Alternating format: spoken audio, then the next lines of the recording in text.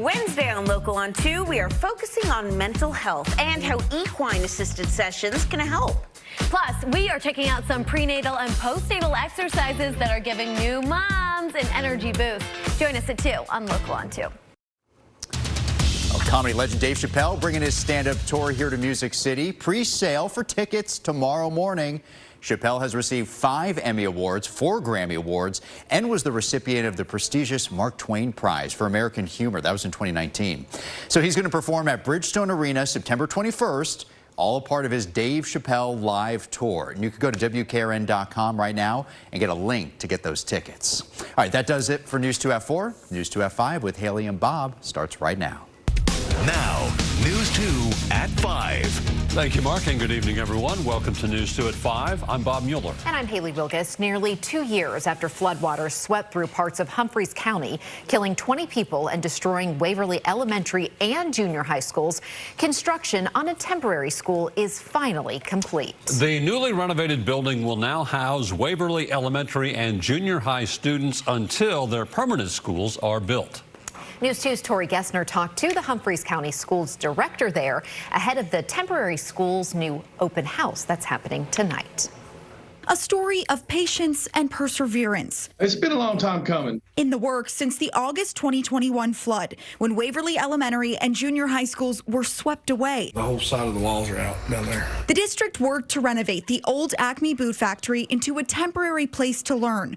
All the while, some students were going to class in auditoriums with dividers for walls. Others went to a local community college bused across the county. We're trying to get back to some normalcy, and it's taken 2 years to do this. After supply chain issues, worker shortages, and FEMA's red tape caused construction delays, the 73,000 square foot building is finally complete.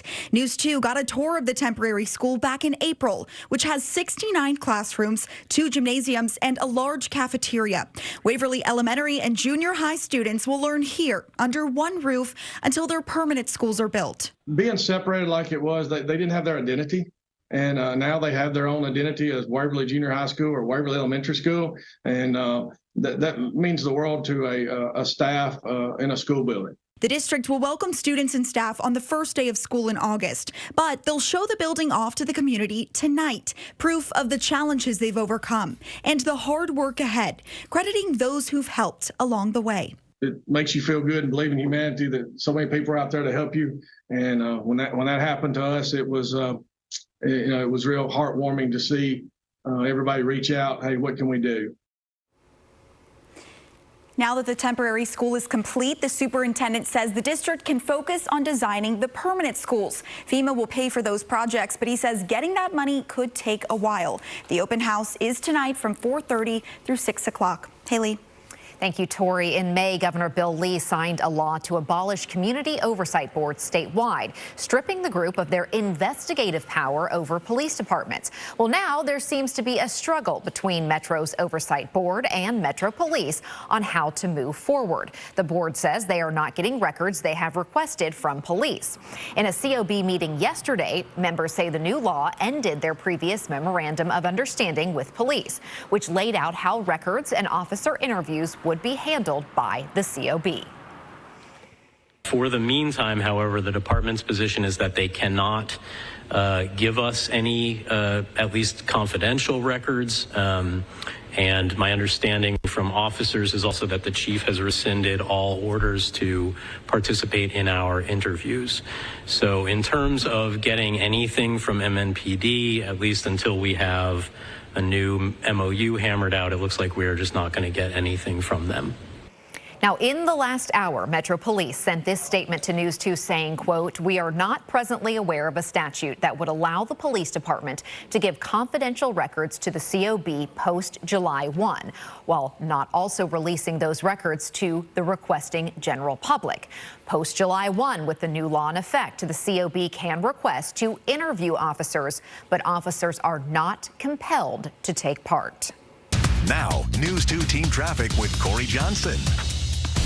A team traffic alert this evening. We're following several crashes right now. One of them just happened along I-24 east of Haywood Lane as you make your way into the Antioch area. This is a live look from our TDOT SmartWay cameras near mile marker 58. 2 lanes are currently closed off, and traffic is being diverted around that crash site as officials and TDOT crews work to remove it. Now, looking at the fallout, this is a few cameras back for us on I-24 east at Briley Parkway. You can see a lot of congestion building up as we get further back toward the I-24, I-440 junction. So if you can find a different way home tonight, it might be good to do that at least for the next 30 minutes or so. Another crash we're following in the East Nashville area, an accident along Baptist World Center Drive right at Weekly Avenue, seeing just a few delays as a result of that incident, which took place within the last hour or so.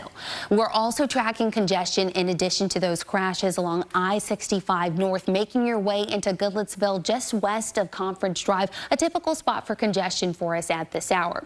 Our drive times across the board not looking terribly bad. Nashville to Brentwood 19 minutes. Murfreesboro is at 89, a little bit higher. Mount Juliet at 27, and to Goodlettsville about 35. And don't forget, you can get instant updates and alerts using our free WKRN weather and traffic app. Bob? Thank you, Corey. A hot, humid day here in Middle Tennessee, and the heat is sticking around. Let's check in with Shelby.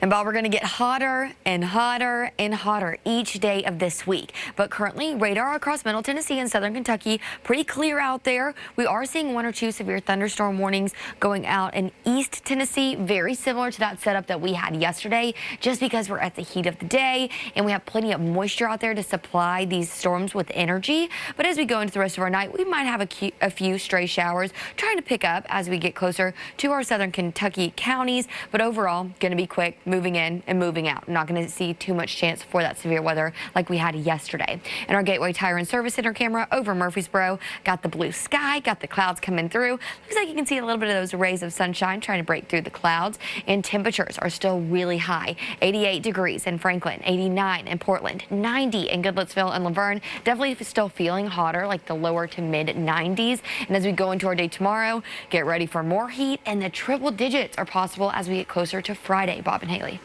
Thank you, Shelby. The Mega Millions jackpot is now well over $800 million with another drawing tonight. State Capitol reporter Chris O'Brien decided to look into what happens to those winning tickets that people never redeem. Have you ever had a lottery ticket that you completely forgot about? You aren't the only one. In fact, every year the Tennessee Lottery Corporation ends up with millions of dollars in unclaimed lottery tickets. The leftover money goes to something called LEAP, which stands for Lottery for Educational After-School Programs. LEAP receives the money, and after-school programs can then apply for a grant. The lottery helped fund more than 200 programs last year all over the state. LEAP requires its grant recipients to have at least 50% of their students be disadvantaged in some way, whether socially, economically, or educationally. After-school leaders here in Nashville say it makes a huge difference, and the lottery says recent jackpots have only increased the interest.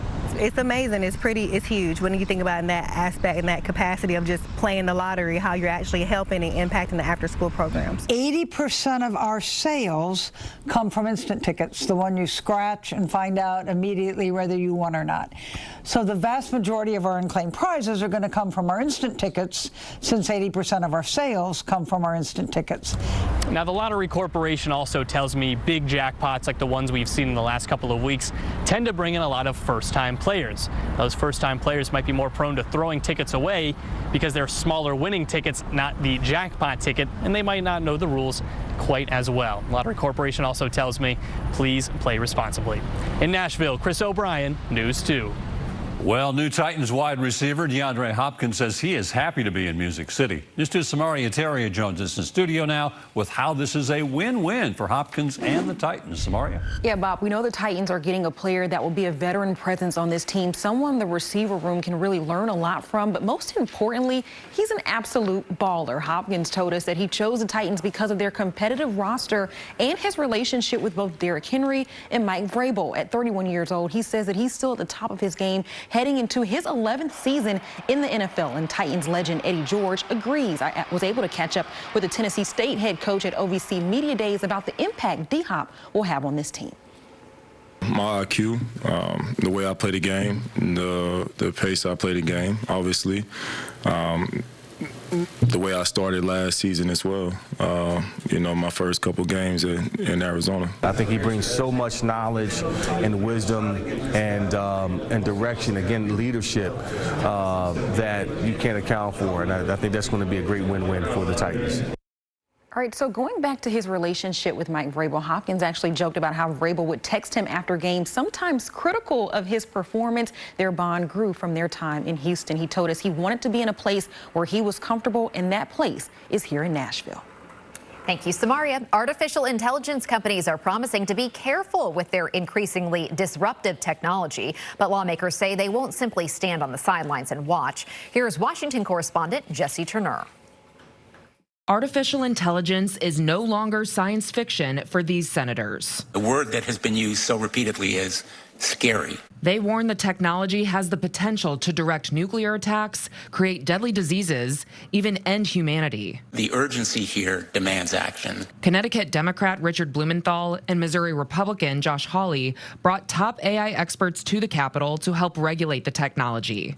Hawley worries that if left unchecked, a handful of big tech companies could control the AI world. That is the true nightmare. Dario Amodei, the CEO of AI startup Anthropic, told lawmakers that in the near future, in as little as a couple years, AI has the potential to run wild, creating dangers as extreme as large-scale biological attacks. This represents a grave threat to U.S. national security. But the experts all agreed Congress can address these fears through legislation, like requiring AI products to pass safety tests and securing the technology's supply chain. Keeping these technologies out of the hands of bad actors. Linda Moore, the president and CEO of TechNet, said the industry as a whole supports congressional action. We like to say AI is too important not to regulate. These companies want to flip the script on AI, stressing the technology also has the potential to help end climate issues, cure deadly diseases, even save humanity.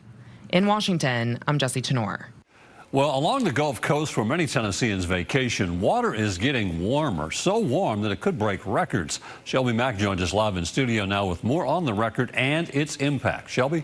And Bob, a buoy in Manatee Bay north of Key Largo has likely broken the record for highest ocean temperature ever recorded. Last night, the buoy read 101.1 degrees, about 5 feet below the surface. The official call about if this broke the record is still being decided due to murky water. This murky water causes problems because its dark color will absorb more heat and the area is shallow. However, this isn't the only place in the area that had extremely hot water temperatures.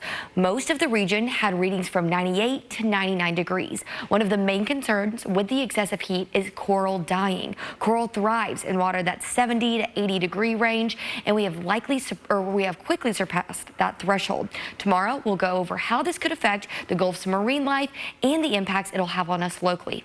Back to you.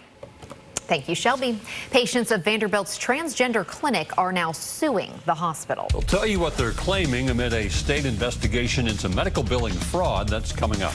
And 10 law enforcement agencies come together for active shooter training, what they're learning to keep students and educators safe. That's next on News 2 at 5.